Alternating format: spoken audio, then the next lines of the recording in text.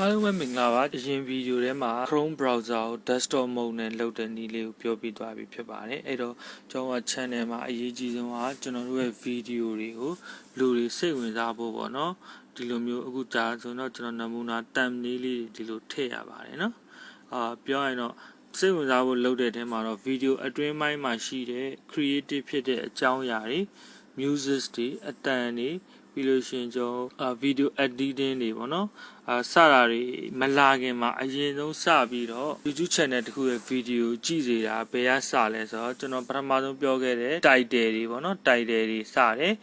ပြီးရင် search keyword တွေပေါ့နော် keyword တွေကျွန်တော်အရေးကြီးတယ်အဲ့ဒါကိုကျွန်တော် YouTube Studio တွေကနေထည့်ပြသွားတယ်ပေါ့နော်ဒါပေမဲ့ဒီမှာတော့ကျွန်တော် desktop mode ပြောင်းထားတဲ့ Chrome browser တွေကနေပြီးတော့ကျွန်တော်ပြန်ပြပေးမယ်အဲ့ဒါကတော့အခုလိုပေါ့နော် thumbnail လေးတွေလောက်တာအဲ့တော့အကြောင်းလောက်ဖို့လိုအပ်လဲဆိုတော့အခုလို video တွေကြည့်လိုက်တဲ့အခါမှာပေါ့နော်ဒီ video ထဲမှာခုဒါဆိုတာ video ထဲမှာတင်မဲ့အကြောင်းအရာတက်တက်ပေါ့နော်ဟုတ်ပြီအားလုံးပဲမင်္ဂလာနော် video ထဲမှာတင်မဲ့အကြောင်းအရာတက်တက်ပြီးတော့မှကျွန်တော်တို့ကထိတ်ဆုံးမှာအခုလို form ပုံစံလေးနဲ့ကျွန်တော်ကရေးထားတာပေါ့နော်အခုတခြားသော channel လေးကြည့်လိုက်မယ်ဆိုရင်လည်းဒီလိုပုံစံတိုင်းပဲဖြစ်နေမှာပေါ့နော် okay ဟုတ်ပြီအဲ့တော့ကျွန်တော်တို့ဒီ Chrome browser ကိုတွားကြမှာပေါ့နော်ကျွန်တော်ဒီမှာတော့နမူနာ channel လေးတစ်ခုကျွန်တော်ဖွင့်ပြီးတော့နမူနာ video လေးတစ်ခုကျွန်တော်တင်ထားတယ်ပေါ့နော် okay အဲ့တော့အဲ့ဒီ video လေးကိုthumbnail ထည့်တဲ့နည်းလေးကိုကျွန်တော်ပြောပြပေးသွားမှာဖြစ်ပါတယ် okay အရင်ဆုံးတော့ဒါဆိုတာကျွန်တော်ရဲ့ဒီ channel ရှိနေပြီနော်ဒီ channel ထဲမှာကျွန်တော်က YouTube Studio ကျွန်တော်နှိပ်ရမှာဖြစ်ပါတယ်အခုကျွန်တော်နှိပ်လိုက်တဲ့နေရာတွေမြင်ရမှာပါနော် okay YouTube Studio နှိပ်လိုက်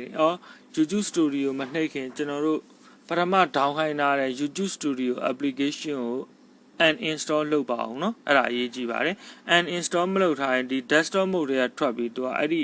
YouTube Studio application နဲ့တွားပြနေလိမ့်မယ် okay ဟုတ်ပြီအခုကျွန်တော်တင်ထားတဲ့ video လေးကိုကြည့်ဖို့အတွက်ကိုကျွန်တော်အရင်ဆုံးလိုရင်းပဲအရင်တွားလိုက်မယ်เนาะဒီမှာတော့ tools တွေရှိတယ်ခလုတ်ကလေးရှိတယ်ဒါတွေတခြားမပြောတော့ဘူးကျွန်တော်နောက်မှ familiarization ကိုတည်တံ့ထပ်ရှင်းပြပေးမယ်အခုကတော့ဒါ video သင်မှာဖြစ်တဲ့အတွက်เนาะ okay ဒါဆိုရင်ဒါ content လို့ခေါ်ပါတယ်ဒီ content ကိုကျွန်တော်ထောက်လိုက်ရင်ကျွန်တော် video တင်ထားတာလေးတစ်ခုရှိတယ်เนาะအဲ့ video လေးကိုကျွန်တော်ထောက်လိုက်မယ်ပြီးရတဲ့ဒီမှာ edit နဲ့ဒီမှာ edit နှိပ်လိုက်မယ်เนาะ okay edit နှိပ်လိုက်ပြီးတော့ဒါကျွန်တော်တို့တကယ်တော့ဒါ laptop တို့ desktop တို့မှာသုံးရင်ဒီလိုပေါ်မှာပေါ့เนาะကျွန်တော်ပြောခဲ့တယ်လို့ပဲကောင်းတဲ့အရေးကြီးတယ်ကောင်းတဲ့မှာကျွန်တော် keyword တွေရဲ့ကိုယ့်နာမည်တို့မကိုယ့်လုပ်ငန်းလေးပါအောင်ထည့်ပေးပါဒါမှလူတွေဝင်ကြည့်တဲ့အခါမှာကျွန်တော်တို့ဒီ keyword နဲ့ကျွန်တော်တို့တွေ့မှာပေါ့နော်ရှာကြည့်တဲ့အခါမှာပေါ့ okay နောက်တစ်ခါကျ hashtag လေးတွေသုံးပါ digital ခုဒီမှာဆိုကိုယ့်လုပ်ငန်းနဲ့ဆိုင်တဲ့ hashtag လေးတွေပေါ့နော်ကျွန်တော်သုံးပါအခုဒီ video ထဲမှာရှင်းပြခြင်း thumbnail လုပ်တဲ့နည်းပေါ့နော်အဲ့တော့ thumbnail ကကျွန်တော်တို့နော်thumbnail ကိုကြတော့ကျွန်တော်တို့ကဒီရှိပြီးသား video ဒီညာဘက်မှာကြည့်လိုက်ရင် video တွေကပုံရိပ်တွေရတော့ဒါသူ့မှာရှိပြီးသားပေါ့နော်အဲ့လိုမဟုတ်ဘဲနဲ့ကိုတီးတဲ့ thumbnail တစ်ခုတင်နေတယ်ဆိုရင်အဲ့ဒီ thumbnail နဲ့ရတယ်အဲ့မှာကျွန်တော်သူက verify လုပ်ခိုင်းပါတယ်နော် verify လုပ်ခိုင်းတယ်verify လုပ်ခိုင်းတဲ့အချိန်မှာသူခဏလေးစောင့်ပြီနော်သူက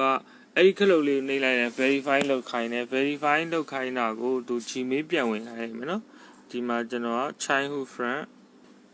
verify နော်ဒီမှာသူက verify ဖုန်းနံပါတ်တောင်းနေတာ okay အဲ့ဒီမှာဒါသူက verify လုပ်ခိုင်းလိုက်တာပေါ့နော် verify လုပ်ခိုင်းလိုက်တာ test me verify မှာကျွန်တော်ဒီမှာမြန်မာကိုရွေးလိုက်မယ်ပေါ့နော်ဒါ verify လုပ်တဲ့နေရာနော်မြန်မာကိုရွေးလိုက်တယ် okay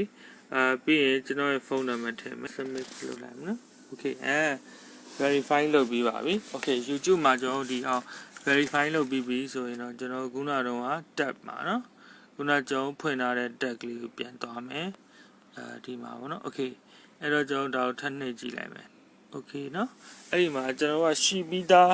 ကို့မှာ edit လုပ်ပြီးသားပုံလေးတစ်ပုံရှိတယ်ဆိုရင်တော့ကျွန်တော်ဒီမှာတန်းထည့်မယ်ပေါ့နော်ဒါလို့မရှိသေးဘူးဆိုရင်တော့ကျွန်တော် Canva မှာသွားလုပ်ရမယ်ဒီ video ထဲမှာတော့ကျွန်တော် Canva မှာအသေးစိတ်ကြီးဒီလေးလုံနည်းကိုမတင်မဲနဲ့ကင်မရာအသုံးပြုပြီးတီးတန်းထပ်တင်ပေးမယ်เนาะဒီမှာကြာသွားမှာဆိုလို့ okay အဲ့တော့ဒါ Canva မှာကျွန်တော်ကအလွယ်တကူလေးပဲ YouTube thumbnail လေးတစ်ခု ကျွန်တော်တို့ရှာပြီးတော့ down လိုက်မယ်ပေါ့နော် down ပြီးတော့ပဲအဲ့ဒီဟာကိုပဲကျွန်တော်သုံးလိုက်ပါမယ်ဟိုမှာတီးတန့်တက်ကျွန်တော်တက်လုတ်ပြမနေတော့ဘူးเนาะ okay ကျွန်တော်ဒီမှာရှိပြီးသားเนาะရှိပြီးသား template တစ်ခုပဲအလွယ်သုံးလိုက်မယ်ဆိုကြပါစို့ဒါလေးပဲထားပါတော့เนาะဒီ template လေးကျွန်တော်သုံးလိုက်မယ်ဒါဆိုရင်ကျွန်တော်ကဒါ YouTube template ကိုကျွန်တော်တန်းသုံးတာပေါ့เนาะ okay ပြီးတော့ဒီမှာဒီကောင်စာရင်းတွေပါမပြင်ပြရတော့ဘူးကျွန်တော် Canva အသုံးပြုနေတီးတန့်ကိုပဲကျွန်တော်ဟိုလုပ်ပေးမယ်เนาะ Canva အသုံးပြုနေတီးတန့်သင်ပေးမယ်ဒီမှာတော့ချိန်ကြာမှာဆိုလို့တန်းထောင်းလိုက်မယ်ဟုတ်ပြီရပါပြီเนาะ okay အဲ့တော့ကျွန်တော်တို့အဲ့ဒီ template လေးရပြီเนาะ template လေးရပြီဆိုရင်ကျွန်တော်ခုနဗီဒီယိုပြန်သွားအောင်เนาะခုနကျွန်တော် download လုပ်နေတဲ့เนาะဒီเนาะဒီမှာကျွန်တော်က upload တို့နှိပ်လိုက်เนาะမ down လာတဲ့ပုံမတွေ့ဘူးเนาะကျွန်တော်တကယ်တော့ဒီဖုန်းထဲမှာလीပေါ်ဦးဆိုလဲကျွန်တော်လောလောဆယ်အဆင်ပြေတဲ့ပုံတစ်ပုံကောက်ထည့်လိုက်မယ်เนาะ okay ဒီမှာဒါလေးကောက်ဒါဆိုရင်တော့ဒါကျွန်တော်တို့ရဲ့ဒါ thumb လေးပေါ့เนาะတကယ်ချို့ကလည်းဒီ thumb လေးမလုပ်အောင်ဆိုဗီဒီယိုထဲမှာရှိတဲ့ပုံလေးတစ်ပုံเนาะဒါမျိုးလေးရွေးလိုက်ရတယ်ကျွန်တော်ကဒီ thumb လေးရွေးလိုက်တာ ਨੇ ဒီမှာတော့ဒီ thumb လေးပေါ်သွားတာပါเนาะ okay အဲ့တော့ကျွန်တော်ဒီဗီဒီယိုထဲမှာတော့ဒါဗီဒီယိုတစ်ခုတင်တဲ့အခါမှာ thumb လေးထည့်တဲ့နည်းလေးကိုပြောသွားတာဖြစ်ပါတယ်